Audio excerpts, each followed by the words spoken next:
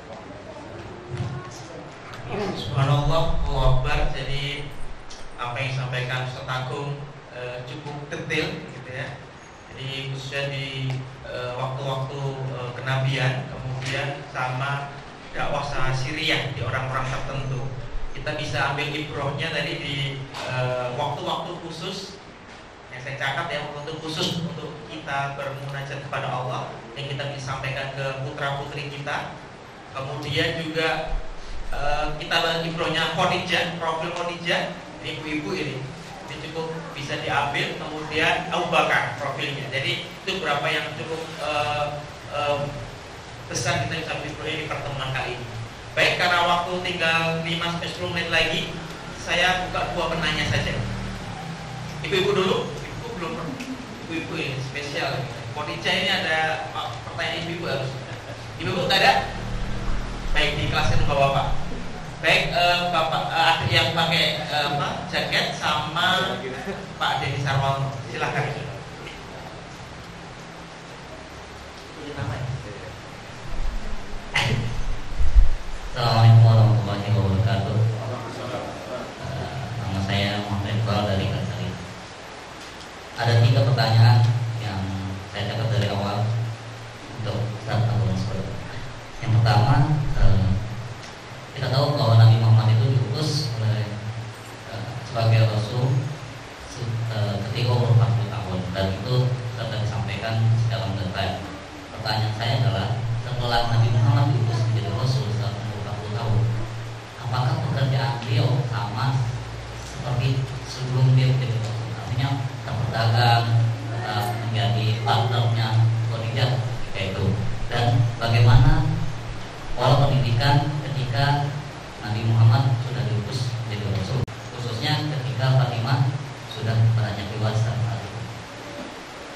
Yang kedua, ini berkaitan dengan ketika Nabi Muhammad berkhulwat di Gua Hiro.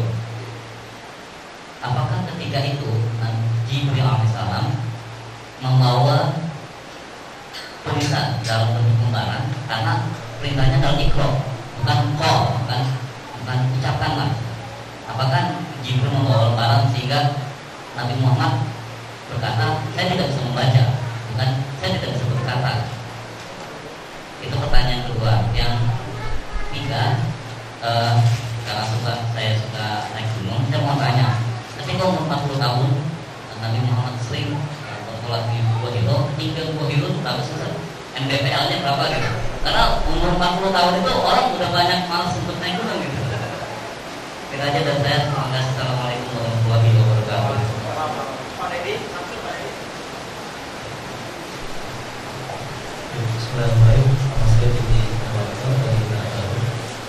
Pertanyaan pertama terkait dengan sholat sebelum masa Isra dan Mi'raj. Tadi kan disebutkan 2 rakaat setiap satu sholat, setiap pelaksanaan sholatnya, dan terus berubah menjadi 4 rakaat.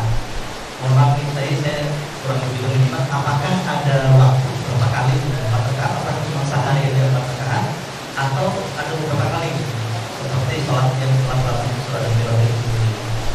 Yang kedua, ini titipan pesan, tapi ini ternyata yang pertama Ustaz terkait dengan masa menyusui Rasulullah. Dulu kan kita di pekan yang lalu disebutkan bahwa Rasulullah itu disusui oleh kalimat Satya yang sampai masanya 2 tahun. Pertanyaannya, apakah setelah masa Nabi Rasul itu ada anjuran bahwa anak-anak para sahabat atau anaknya Nabi sendiri itu disusukan oleh orang lain yang berasal dari perkampungan Bani Sa'ad. Terus yang ketiga, masih nyambung dengan susu itu sendiri, Rasulullah kalau tidak salah kan pernah menganjurkan atau ayat itu dalam saya kurang lupa bahwa anjuran untuk menyusui bayi itu adalah sampai 2 tahun untuk menyempurnakannya. Nah itu apakah menyusui itu harus ibunya atau ibunya sendiri atau tadi bisa dibocorkan dengan orang lain? Kurang lebih itu. Assalamualaikum warahmatullahi wabarakatuh.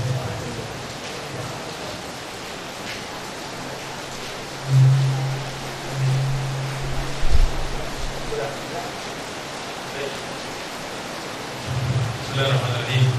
Setelah menjadi Rasul, apakah pekerjaannya tetap? Karena tidak ada informasi yang mengatakan Rasulullah tidak bekerja.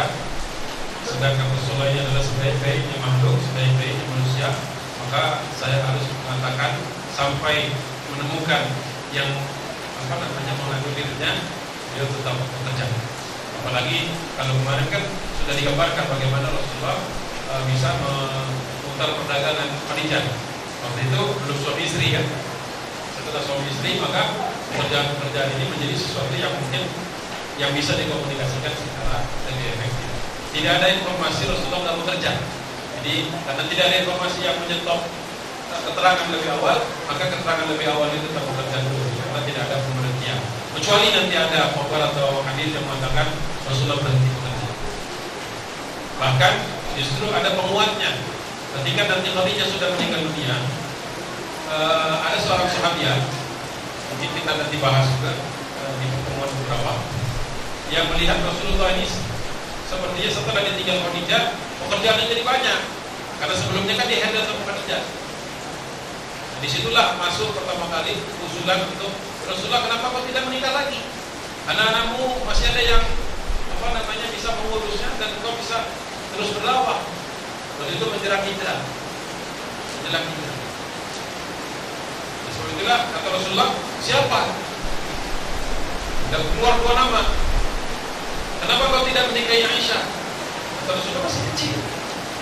Walaupun aku sudah pernah melihat, pernah bertemu Aisyah, karena Abu Bakar itu kan rumahnya tidak terlalu jauh dari rumah.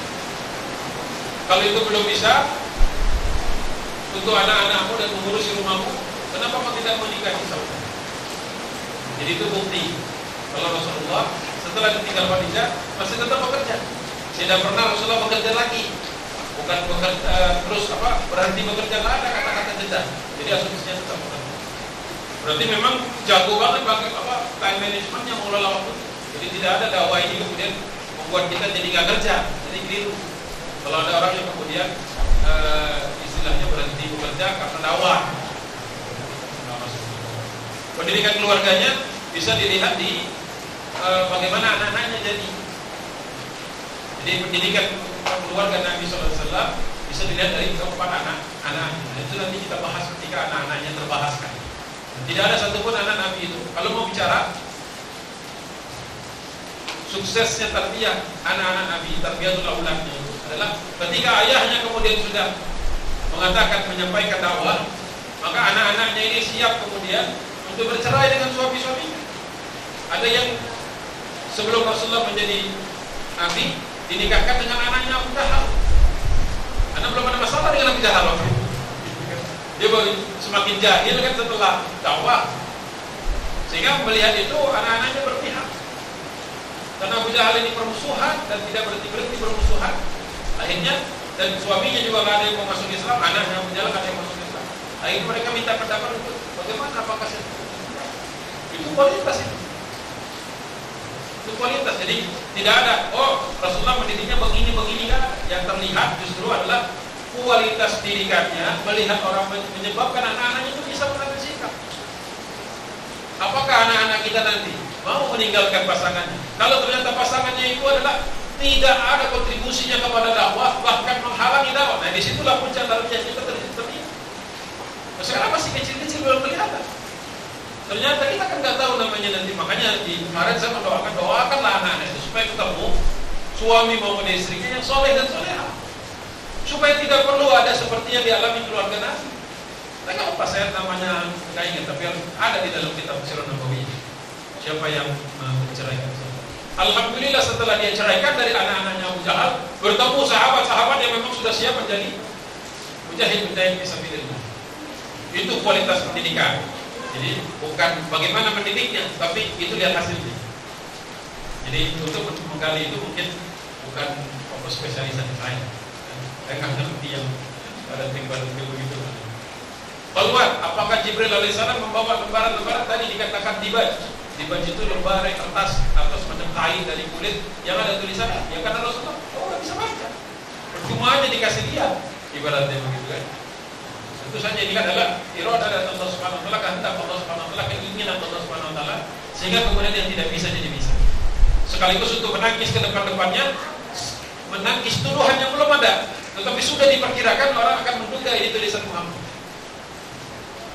dengan dia itu sampai akhir hayatnya tidak bisa membaca dan menulis secara harafiah, maka kemudian tidak bisa ada yang mengatakan ini adalah tulisan Muhammad sallallahu alaihi wasallam. Di antara umur 40 tahun naik gunung, saya belum pernah sampai ke atas juga, karena selalu aja ada halangan. Ini belum diridhoi oleh Allah Subhanahu wa taala. Kemudian nanti kalau sampai ke atas sana, saya akan cek atau kita tanyakan kepada yang pernah naik. Yang paling rajin naik ke atas itu adalah jemaah umroh dari Turki biasanya. Yang paling sering Turki, India itu naik sampai ke atas mereka. Bahkan sengaja naik itu malam pada Isya, subuh di atas. Tinggi banget. Kenapa? Tinggi banget. Enggak tinggi banget sih, kelihatan sebenarnya. Kalau saya perkirakan nggak tahu saya. Nggak berani coba-coba ya. Artinya nggak berani perkira-kira. Nanti kita cek. Atau kita buka di Google, mungkin ada yang sudah menulis. Yang jelas umur 40 tahun jangan dikira Nabi 60 tahun aja masih perang.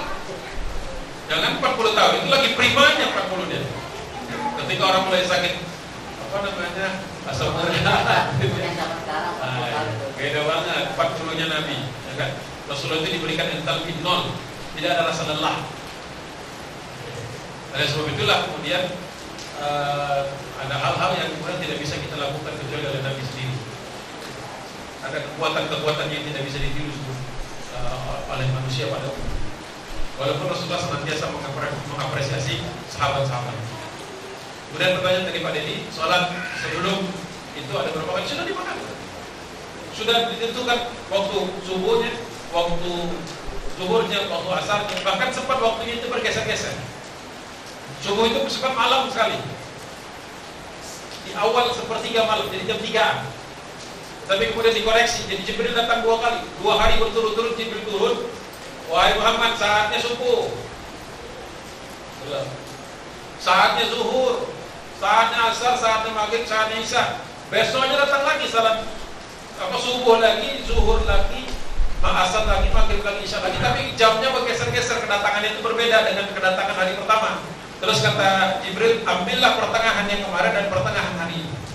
Makanya kita ketemu subuhnya sekarang. Tetapi waktu itu jumlahnya masih 4. 2 kalau di jalan. Jadi nggak ada maghrib 3, maghribnya 4. Berdasarkan keterangan dari Indonesia. Baru sempurna, nah sempat melambung lagi angkanya. Ketika Isra Mi'raj, mengantisipasi dakwah setelah hijrah kan, 50. Mendapatkanlah kemudian korting diskon sampai menjadi 5 lagi.